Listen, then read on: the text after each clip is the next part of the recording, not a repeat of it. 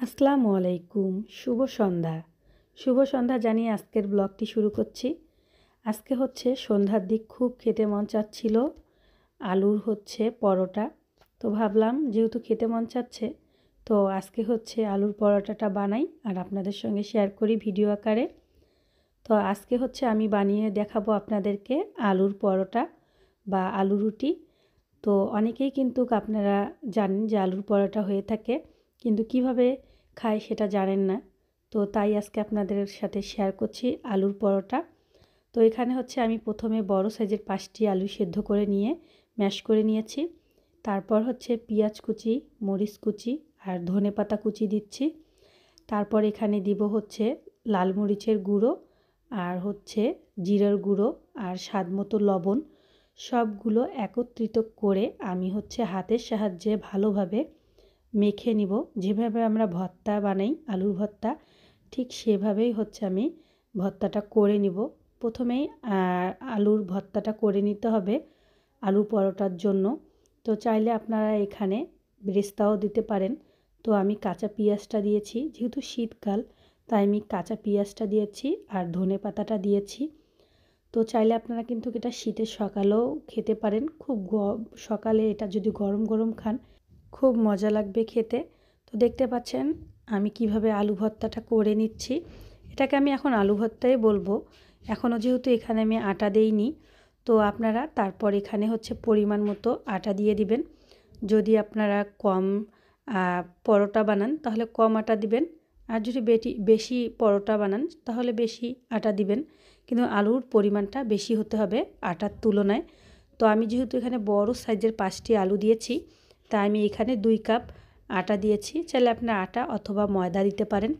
তারপর আমি ভালোভাবে আলুর সঙ্গে আটাটা ভালোভাবে মেখে নিব। একটা সুন্দর একটা সফট ডো তৈরি করে নিব। তারপর এখানে আমি সামান্য পরিমাণ তেল দিয়ে দিব। তো যখন এটা ভালোভাবে একটা ডো তৈরি হবে, তারপরে আমি একটা ঢাকনা দিয়ে এটা ঢেকে দিব 10 থেকে 15 মিনিটের জন্য।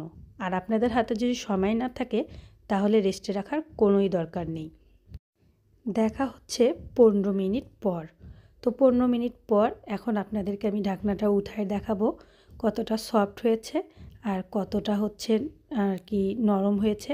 তো এটা কিন্তু একটু নরমেই হবে, যেহেতু এখানে আলু দেওয়া হয়েছে, যার কারণে একটু নরম হবে। তো দেখতে পাচ্ছেন কত সুন্দরভাবে সেট হয়ে গেছে।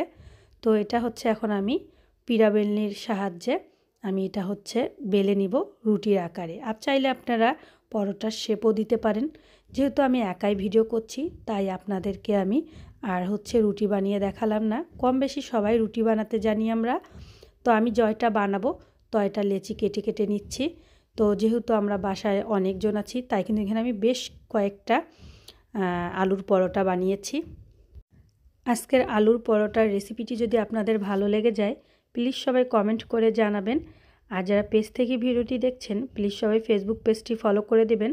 যারা ইউটিউব থেকে দেখছেন প্লিজ সবাই ইউটিউব চ্যানেলটি সাবস্ক্রাইব করে পাশেই থাকবেন। তো দেখতে পাচ্ছেন আমি রুটিগুলো বানিয়ে নিয়েছি। আমি এখানে কোনো শেপ দেইনি পরোটার। তো এক পাশটা দেওয়ার পর যখন ভালোভাবে অপর পাশটা হয়ে যাবে, তখন এটা আমি উল্টিয়ে দিব। দেখেন একটু লালচা ধরনের হয়েছে। ঠিক সেই সময়ে আমি এখন কিন্তু তেল দিয়ে দিব। তো ভালোভাবে তেল দিয়ে এপিট ওপিট ভালোভাবে তেল দিয়ে আমি এটা লাল লাল করে ভেজে নিব। যেহেতু আলু আছে, আটা আছে, একটা কিন্তু কাঁচা ভাব থেকেই যায়, যার কারণে তেল দিয়ে আমি এটা ভেজে নিচ্ছি। তো আমি ঘুরিয়ে ঘুরিয়ে নেড়ে চেড়ে আমি চিপে চিপে এই পরোটাটা বানিয়ে নিব। তো এক পাশটা হয়ে গেলে অপর সাইডটা উল্টায় দিয়ে আমি ওটাও ঠিক সেমভাবে ভেজে নিব।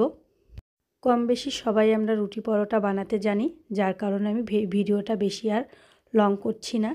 তো এই দেখুন আমার আলুর পরোটাটা কিন্তু একদম পুরোপুরি হয়ে গেছে।